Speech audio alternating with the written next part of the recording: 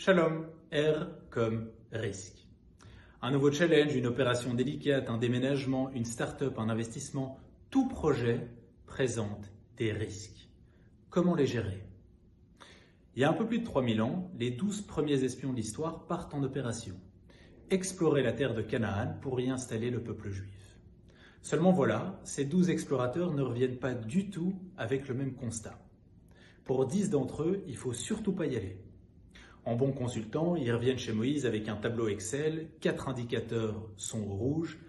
La fertilité de la terre, c'est pas ça. Les ressources naturelles, il n'y en a pas. La fortification des villes, le nombre d'habitants, tout ça, ça laisse à désirer. Conclusion, il ne faut pas y aller. Tiens, c'est marrant, il n'y a pas si longtemps, on a dit exactement la même chose aux bâtisseurs de l'État d'Israël. Laissez tomber, c'est une terre de marécage, on est entouré d'ennemis, il n'y a même pas 400 000 habitants. Heureusement qu'ils n'ont regardé que les bons côtés, que les 2-3 atouts positifs qui allaient nous permettre de devenir la Startup Nation.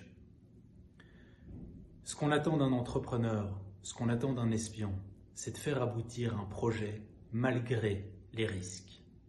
On va y aller, on va grandir, on va réussir, parce qu'on peut surmonter les risques. Comment?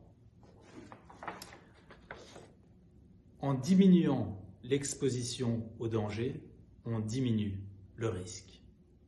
Les villes ne sont pas fortifiées, on n'y sera pas en sécurité, pas de problème. Les Hébreux vont diminuer l'exposition au danger en allant s'installer dans le centre de la terre d'Israël, qui est une région montagneuse. Parce que la hauteur des montagnes permet de voir venir l'ennemi, permet une meilleure défense naturelle.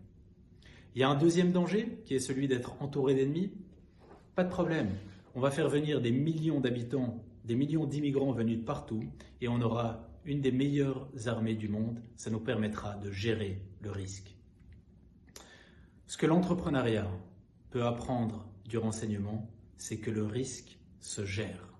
On sait une chose quand on part en opération, c'est que la réalité ressemblera à tout sauf au plan qu'on a préparé.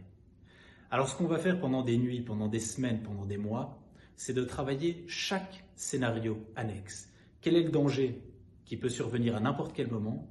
Et quel est le plan B? Quel est le réflexe immédiat qu'on aura? Essayez.